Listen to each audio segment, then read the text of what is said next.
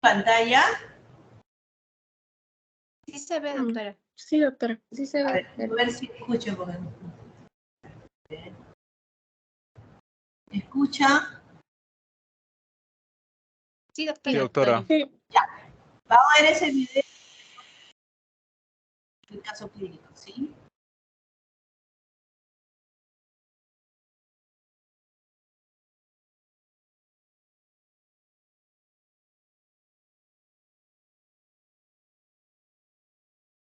Doctora, no se escucha.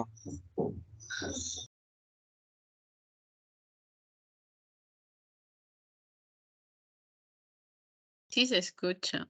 Es tu internet. Sí se escucha. Sí, sí se escucha, doctora. Es el internet de mi compañera, creo.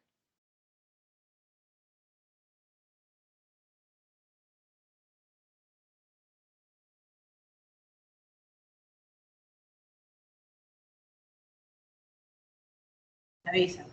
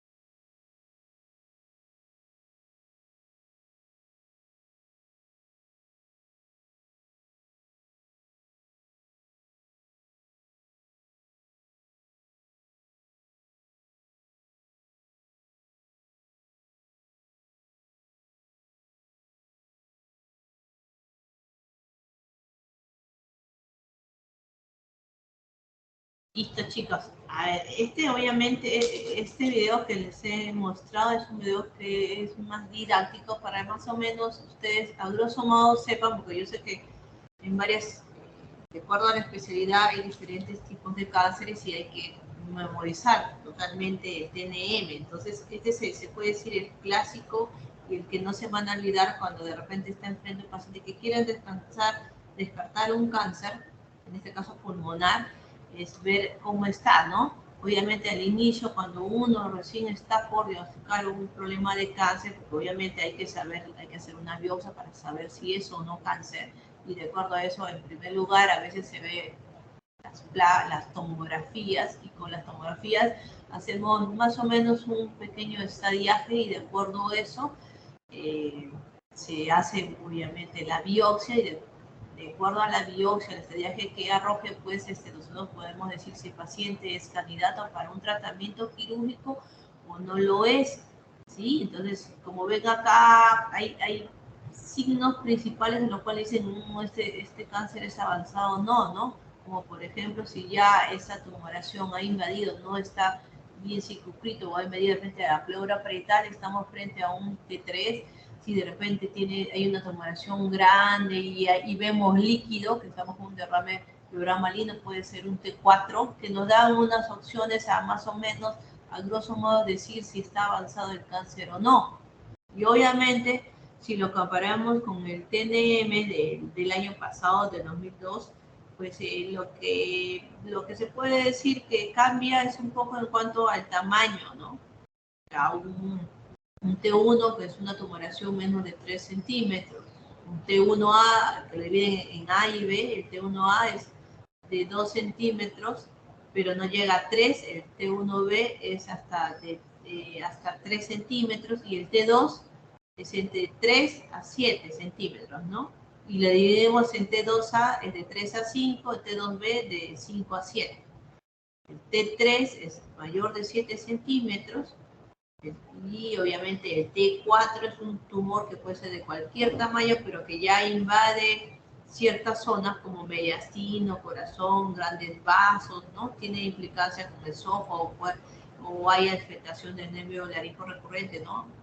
En el cual pues el paciente, si una vez que tenemos un paciente que tiene una tumoración grande y a la vez tiene ronquera, le ha cambiado la voz, entonces con esos datos, que hay compromiso del nervio recurrente laringio, pues entonces probablemente sea un T4, ¿no? Como esas cosas, como es presentación que es más didáctica, ustedes pueden a grosso modo decir si este paciente de repente puede dar chances para un tratamiento quirúrgico o también no tiene chance. Vean que, por ejemplo, la clasificación del N, que saben, el N1 netamente es clasificación peribronquial, los nódulos a esa zona, y por fuera del peribronquial, que sea mediastinal, son el N2, y si está contralateral, es obviamente N3, ¿no?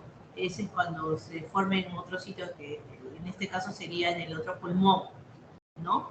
Y las mediastinales, o sea, las metástasis, perdón, el M1 pues es a distancia, y lo presentamos en M1A, M1B, que es el actual del 2022. El M1A es un ganglio tumoral que está separado de un lóbulo contralateral, ¿no? Y el M1B es metástasis también a distancia. Y obviamente en el M1A ya hay derrame pleural maligno, puede existir, ¿no? O puede ser también el pericardio, o un tumor con nódulos del lado contralateral, cuando estamos hablando de metástasis. Esa es la única diferencia con este TNM, como vuelvo a repetir, es mucho más didáctico. Si en el caso, por ejemplo, yo le doy un caso clínico, una paciente de 40 años, no tiene antecedentes de hipertensión, de metástasis, en el cual debuta con una dificultad respiratoria y ronquera, le ha cambiado la voz. Llega a la emergencia por la disney. ¿Qué es lo que, chicos, ustedes harían en ese caso? ¿Qué pruebas darían? ¿Qué le dirían? ¿Qué pruebas de sangre le harían? ¿Qué es lo que harían ustedes? Entonces, ¿qué cosa? La Carlos ¿sabes cuál es? Tratando de quitar y buscarlo en el lugar.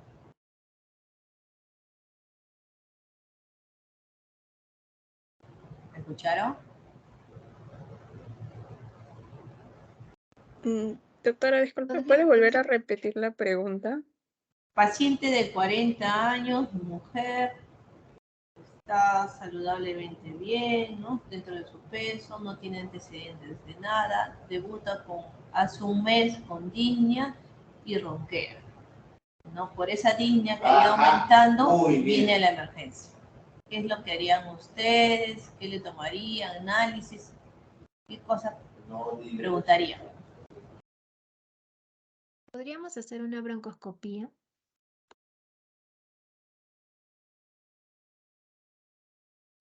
Doctora, preguntaría los antecedentes.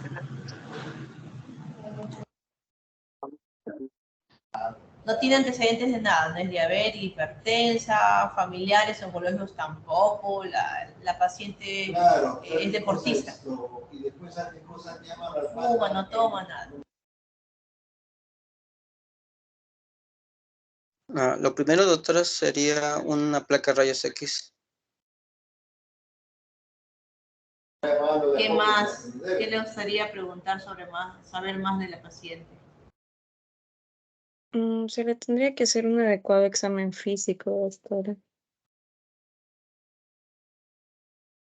Ya, en el examen físico aparentemente el murmullo algo disminuido en el emitoras derecho, no tiene roncos, sibilantes, su saturación está en 91, 90, con una frecuencia cardíaca de 100. Ya, pues dame el número, Exámenes de sangre, una hemoglobina en 13, Gracias.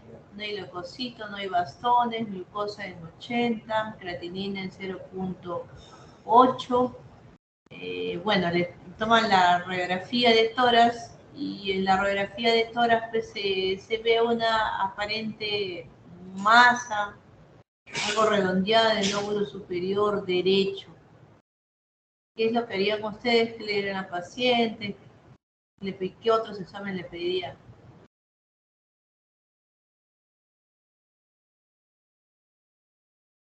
Se le podría solicitar una tomografía para poder ver dentro de los 3 planos si hay algo más que esté invadiendo, si se pueden encontrar más masas. Ya. ¿Qué otros exámenes le pedirían? ¿Qué le preguntarían a la paciente? Doctora, ¿Sí? también podría de pronto buscar síndrome relacionado con TBC. Ya, exacto, también se puede hacer un descarte. Entonces, como eso BK más o menos, o BK, ya, está bien. O sea, ¿cuál sería su diagnóstico principal, chicos? Más o menos, ya me han dado que ya su radiografía, examen de sangre, BK. Entonces, ¿cuál sería su diagnóstico? Vamos a ponerle por síndromes, ¿no? Catálogo con síndromes. Pues ¿qué síndromes tienen, chicos? Y algo principal que no le han preguntado a la paciente, que le falta. La paciente viene con disnea, ¿no? Síndrome disneico. Por lo cual, viene también, les dije que había cambiado la voz, estaba con ronquera. Ha cambiado la voz de la paciente. ¿Qué otra cosa más le faltaría? ¿No? Un síndrome disfónico. Ya vieron que hay una masa en el lóbulo superior derecho, pero hay algo importante que todavía no le han preguntado a la paciente. No tiene antecedentes, obvio. Como decía, era la paciente deportista. ¿Qué le falta preguntar? Doctora, la presencia de hemoptisis. Perdón, no te escucho bien. ¿Hemoptisis? Se ha presentado hemoptisis ya. Según la paciente dice que no ha presentado, no, hemoptisis no ha tenido. Ah, muy bien. Otra pregunta, aparte de eso, que tiene que ver mucho con el cáncer. ¿Qué presentan casi en la gran mayoría de pacientes? Pérdida de peso. Exacto. Entonces, la paciente ha bajado en menos de un mes 5 kilos. Ya, entonces con eso también tenemos un síndrome consultivo Entonces, ¿cuál sería por el momento su diagnóstico? La paciente se ha ido a tomar su tomografía. ¿Qué diagnóstico sería y qué es lo que le dirían a la paciente? Por el momento, ¿no? Tuberculosis. ¿Cuáles serían los diagnósticos? Ya vimos en la radiografía que hay una masa, más o menos 3 a 4 centímetros. ¿Cuáles serían los diagnósticos por el momento? Los primeros diagnósticos, chicos. Porque si yo veo una masa, entonces, entre comillas, estoy descartando ya la tuberculosis, ¿no? Porque obviamente sí. Inicio sin ver la radiografía de tórax, les podría decir descartar una tuberculosis, pero ya viendo dicha masa, ¿cuál sería el diagnóstico?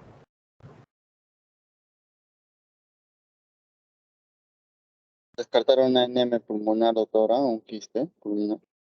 Ya descartar un NM, claro, o sea, sería un síndrome, una tumoración de etiología terminal, descartar un NM, bien. Entonces, para eso, ¿qué debo de hacer más? Ya se está haciendo la tomografía. ¿Y qué le van a decir por el momento al paciente? Porque el paciente está un poco ansioso y dice, doctora, ¿qué tengo? ¿Qué le van a decir? Por el momento hasta que esté la tomografía. ¿Qué le dicen? Se le va a tomar una biopsia, doctora. Ya, ¿para qué voy a tomar yo una biopsia?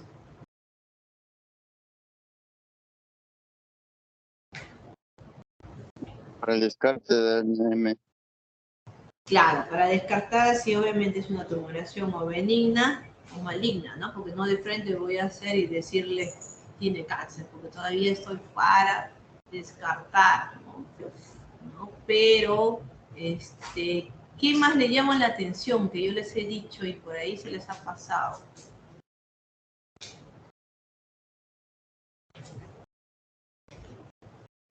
¿Se acuerdan? El paciente está viniendo con disney, ha bajado de peso, ha cambiado la voz. ¿Qué otra cosa por ahí ustedes tendrían duda? Para decir, no, parece cáncer más que una tumoración benigna.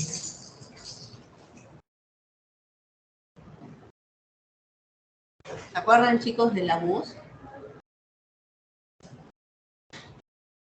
Cuando hay disfonía, chicos, acuérdense.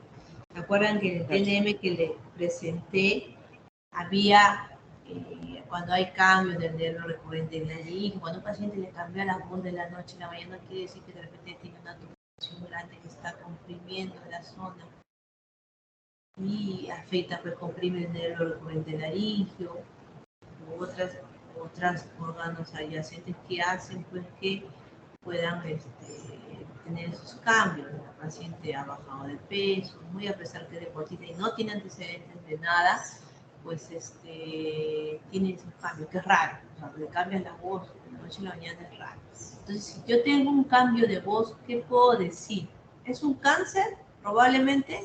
Sé que con la biopsia me va a decir si es o no.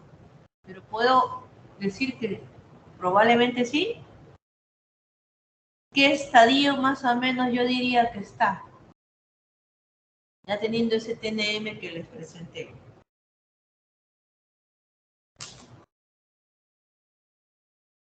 ¿Y qué otra prueba más ustedes pedirían?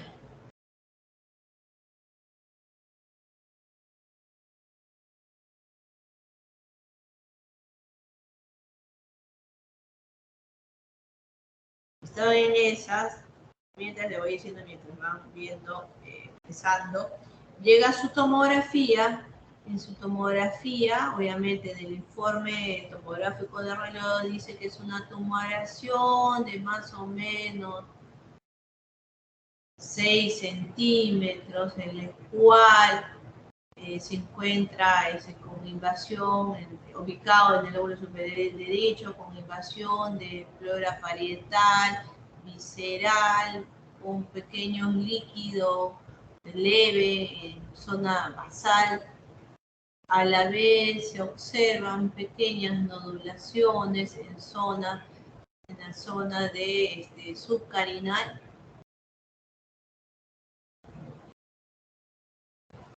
Con eso, chicos, ese informe, ¿qué diría? T2, N2.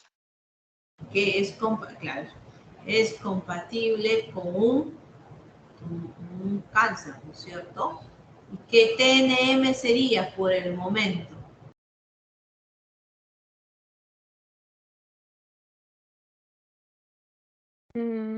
Se dice que había invadido tanto la pleura parietal como la visceral. Exacto. Un T4. Exacto, un T4 es una masa que es de 6 centímetros. ¿Qué más? Es un T4N, creo que escuché uno de los autores N2. Y M, ¿qué sería, chicos?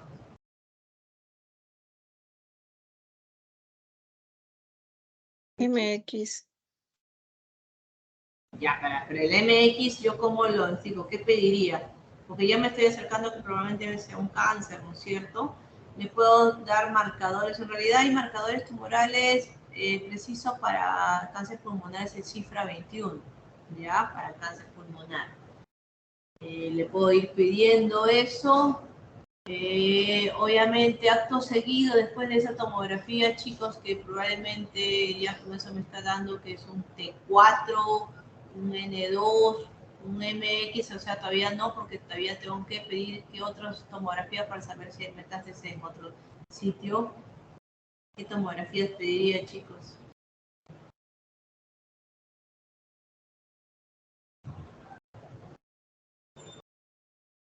O sea, generalmente, las metástasis que Mediastinal. no, ¿a qué me hace metástasis el pulmón? Me hace a la parte ósea, cerebral también, ¿no? Tengo que pedir una gamografía ósea, o sea, se puede decir, el boom para saber exacto que sería un PET scan, sería lo mejor, pero lamentablemente el PET scan es carísimo, ¿no? Para ver si tienen otro sitio, ¿no? Eso sería lo mejor, pero lastimosamente a veces no se puede tomar ese tipo de exámenes, ¿no? Porque realmente es caro, ¿no?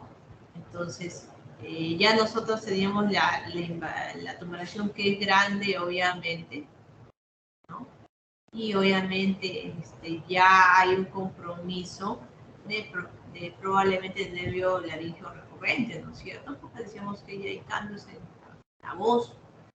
Entonces, las metástasis obviamente le tomo una tomografía cerebral, una tomografía ósea y aparentemente está todo normal por el momento, ¿no? Entonces, como dijeron su compañero, vamos a llevar a una biopsia. Obviamente la biopsia se le toma, la biopsia yo la puede ser dirigida en acuérdense, como radiólogo, es una masa grande que se puede hacer una punción directa, se realiza, en caso contrario, a veces lamentablemente el radiólogo a veces hace la punción y a veces llega a patología y dice, bueno, esto es suficiente, no puede ser más. Entonces lo hacemos por VAX, por toracoscopía, vemos la masa y sacamos directamente la muestra. Obviamente cuando vemos, inclusive nosotros ya hicimos nuestro TNM antes de, o sea, con solamente imágenes y evaluación de la paciente. Y ya teníamos un T4, un N2, un M0. Entonces T4, N2, M0 ya no tiene, obviamente, chance quirúrgico porque ya está invadido, ¿no? Cuando tenemos un T2B podemos todavía hacer un tratamiento quirúrgico.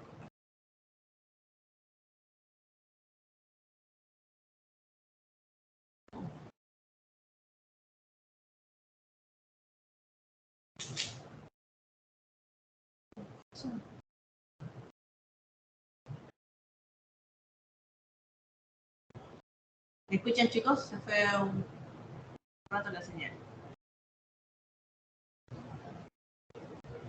¿Hola? Así, doctora. Sí, se la escucha, doctora.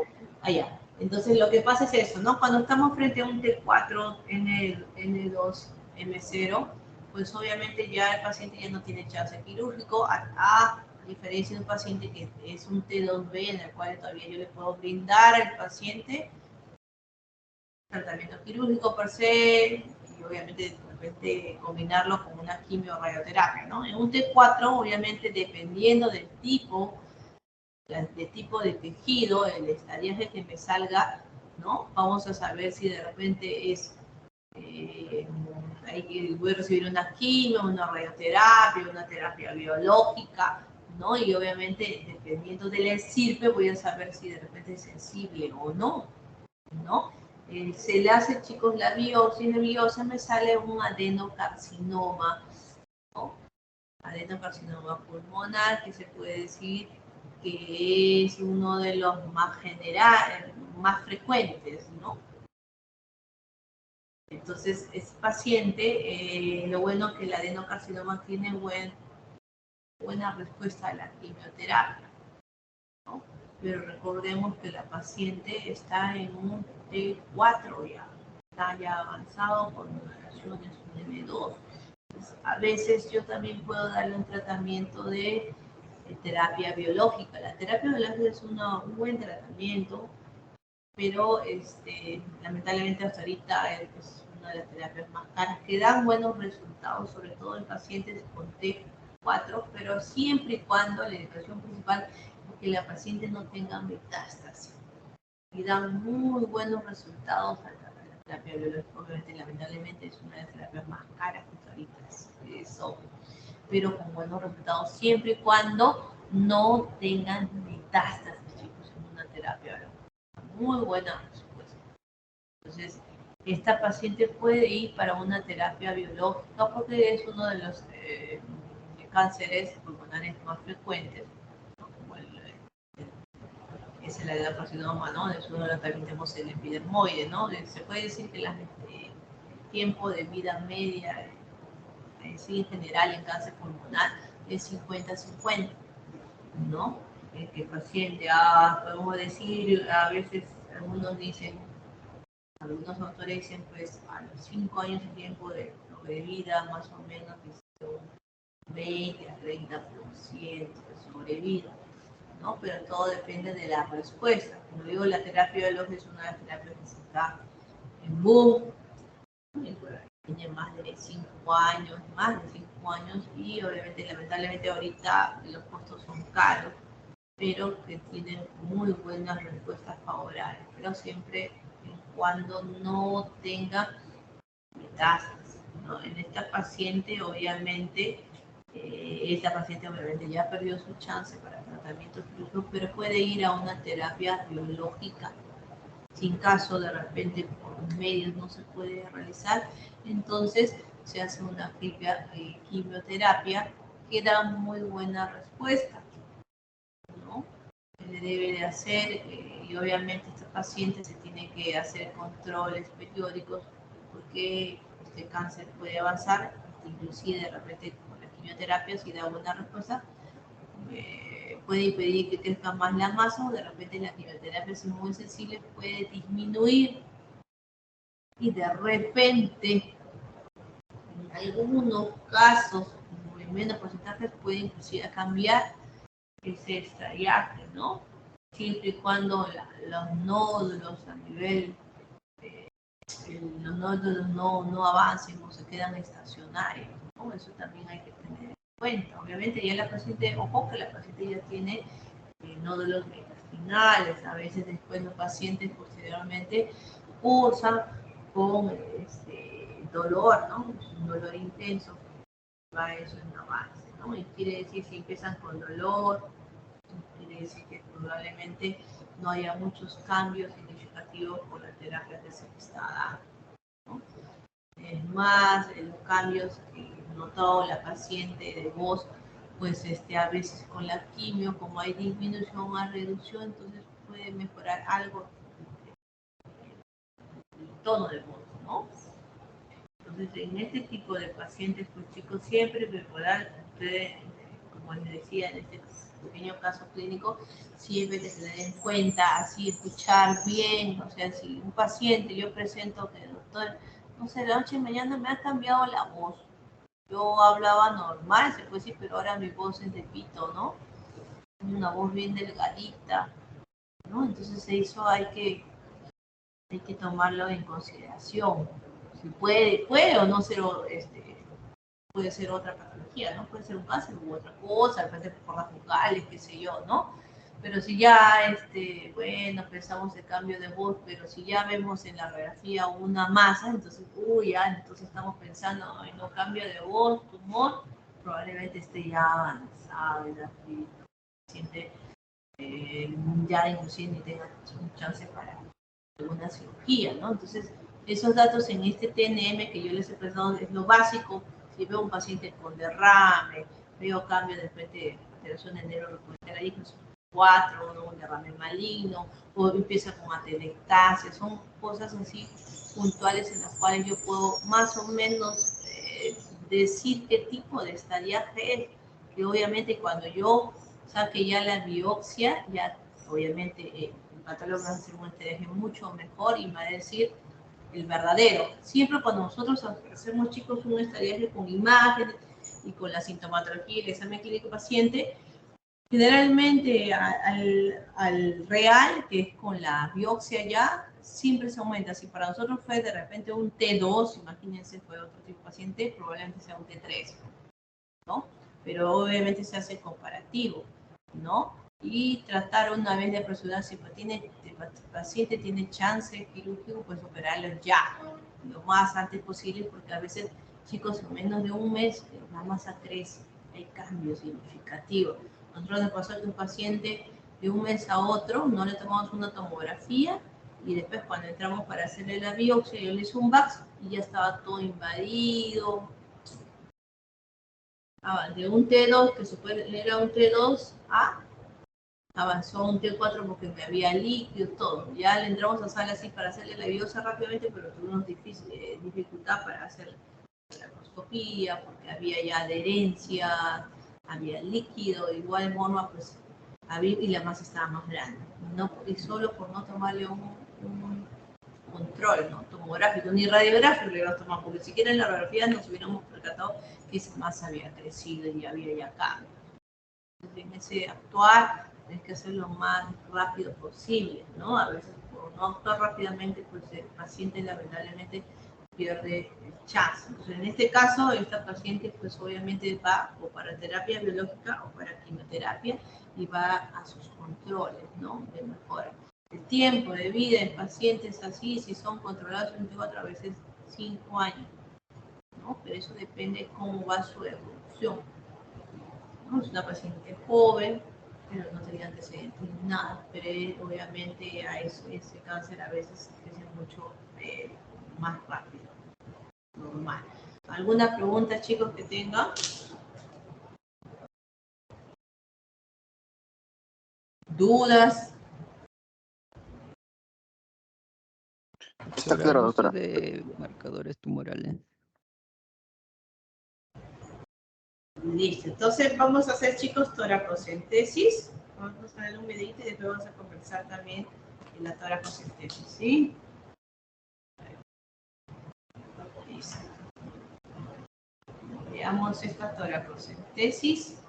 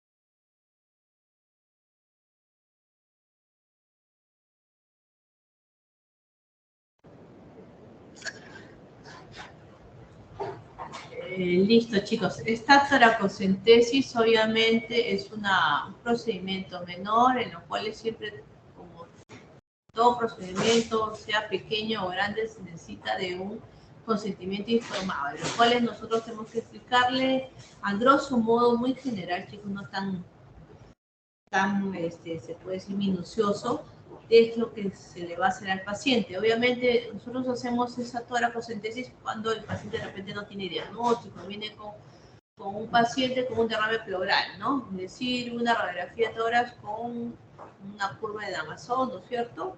Viene con líquido, con agua en los pulmones, como se dice, personas lo hablan, tienen agua en los pulmones, del cual de repente probablemente tengan falta de aire, de repente dolor torácico, fiebre, ¿no? Y para el cual no tiene todavía un diagnóstico.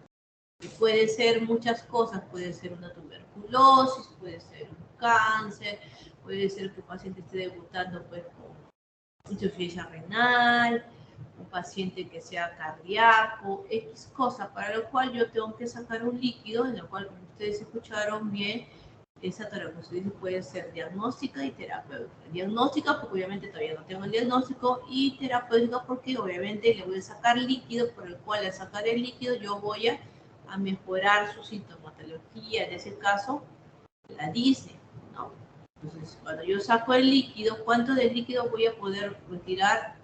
Hasta de repente 1 litro, no más, porque a veces hay complicaciones. Como ya dijeron, las complicaciones pueden ser, el paciente puede ser una reacción vasovagal, se desmaya, pues un paro respiratorio. ¿Por qué? Porque cuando sacamos el líquido, las pleuras tanto visceral como parietal están separadas. Y cuando estamos retirando el líquido, nuevamente las pleuras van a regresar a su estado normal o a su ubicación normal, y por el cual, ¿qué pasa? Esa pleura se irrita y tiene un dolor exquisito, se puede decir. Algunos pacientes no toleran y se desmayan, ¿no? Depende del grado de dolor, ¿no? El umbral de dolor que tengan los pacientes. Por eso que se aconseja, algunos libros te dicen hasta 1 litro, o a veces cuando el paciente tú le vas retirando el líquido, el paciente siempre a conversar con el paciente, decirle si tiene alguna molestia, y cuando el paciente te dice que empieza a tener dolor, doctor, tengo dolor, ya me hinca fuerte, ahí parar, porque si no el dolor, le saca un poco más líquido y decir, ay, va a quedarse mal. Solamente hasta ese momento es lo único de líquido que puedo sacar. Ahorita ya saqué 200, 300, es suficiente, chicos, para tener cantidad de muestras. Puedo sacar BK, ADA, cultivo, GRAM, para hongos. Todo eso puedo sacar, ¿no? Para saber exactamente qué es, ¿no? Hago con los criterios de Light para saber si es un exudado o ultrasudado, depende de los demás exámenes, ver qué es lo que en realidad tiene el paciente, ¿no? Entonces la toracocentesis generalmente, dependiendo de la ubicación, si es masiva, no tienen pierde a que puedan hacer un neumotórax, como se dijo, en las complicaciones que pueden haber. Neumotórax a veces pueden hacer cuando el líquido es menor, pero cuando tienen un derrame, chicos, masivo, raro que haga un neumotórax. ¿Ya? Y lo pueden hacer en el 5º o 6º espacio intercostal, línea media axilar. Siempre ustedes tienen como referencia la mamila, ¿no? En la mujer, que es a nivel, por preparo anatómico, es a nivel de 4º espacio intercostal, y en el varón es mamila de tila, es en el 5º espacio intercostal, ¿no? Y de ahí ustedes palpan bien esa zona y se dirigen hacia la parte de la axilar media, y cuentan las costillas, ¿no? Estamos realmente en una mujercita que es en el 4º espacio, baja un espacio. Si es 4º espacio, es quinta costilla, 4º espacio.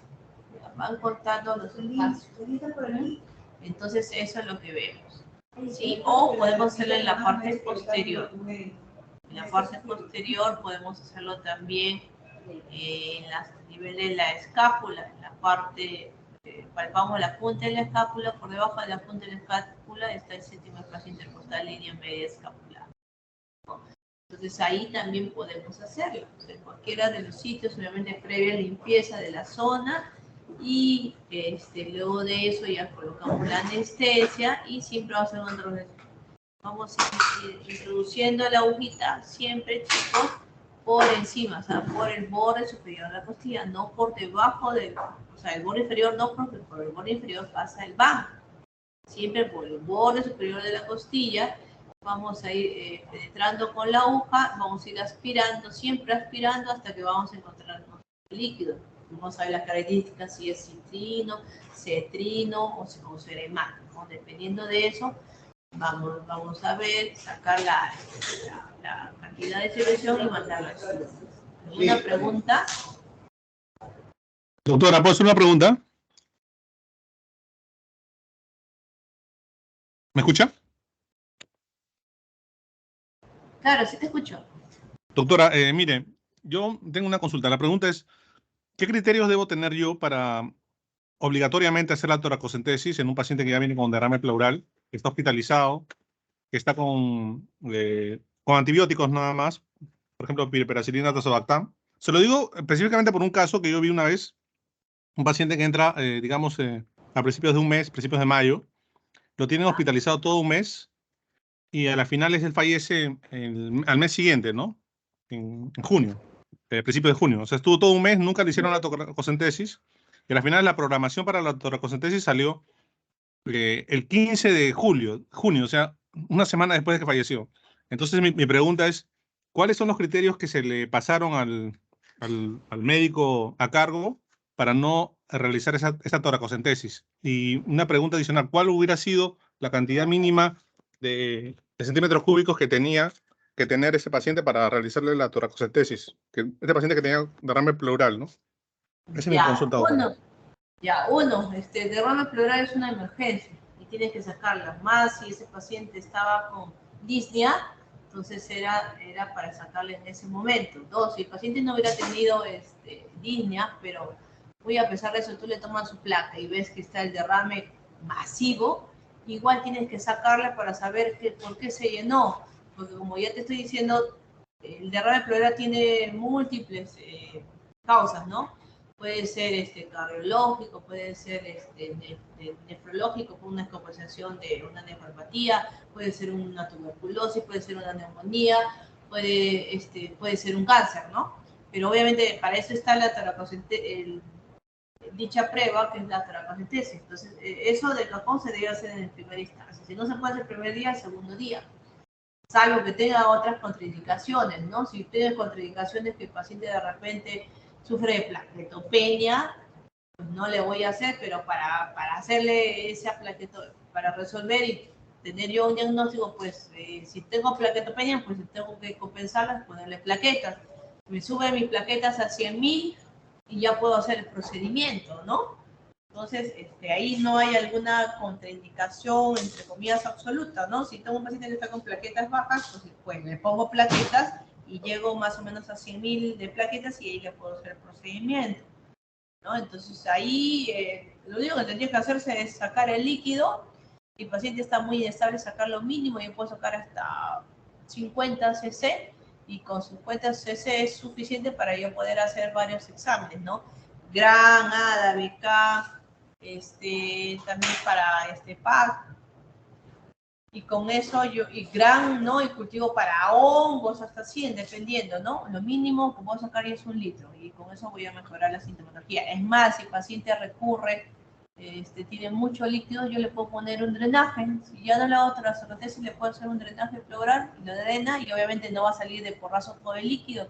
Lo que hago es clampar, solamente saco, ponte 500 o 600 centímetros cúbicos, lo que tolera el paciente, lo clampo y cada 2-4 horas lo desclampo y lo saco un poquito que salga 50 y así sucesivamente, pero igual ya tengo la cantidad de líquido para estudiarlo y saber exactamente qué cosa es, ¿no? Pero se tiene que sacar líquido. Ahora, si estaba pensando de repente, no sé, por lo que he estado mal, de repente una neumonía, ¿no? Una neumonía intrahospitalaria, pues la mandaba a cultivo y me salía el germen y podía atacar, ¿no? Porque pensé que creo que estaba con piperacilina y tazobactam, ¿no? Entonces, todas esas cositas las Todas esas cositas podemos diagnosticar con una simple toracocentesis.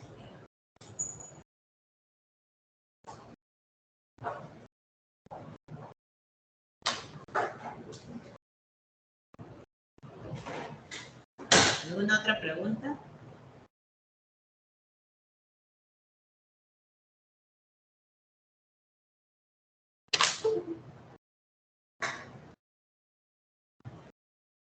No, doctora, creo que no. Entonces ahora, chicos, vamos a hacer drenaje pleural.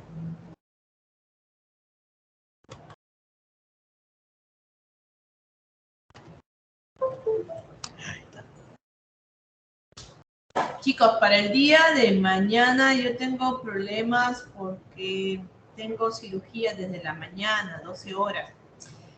¿Ustedes creen que todavía podemos avanzar hidatidosis? Porque para mañana me toca, creo que hidatidosis ni se toma. Podemos ir avanzando hasta las 2, parece.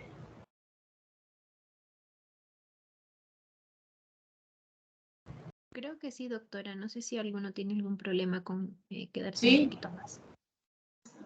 Está bien, doctora.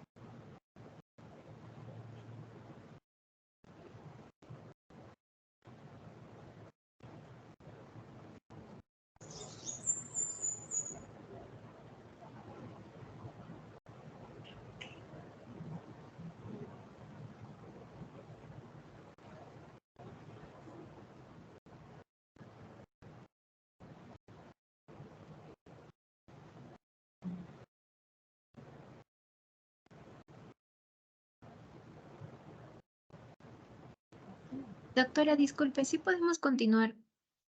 ¿Sí? Sí, estoy abriendo justo porque se está demorando.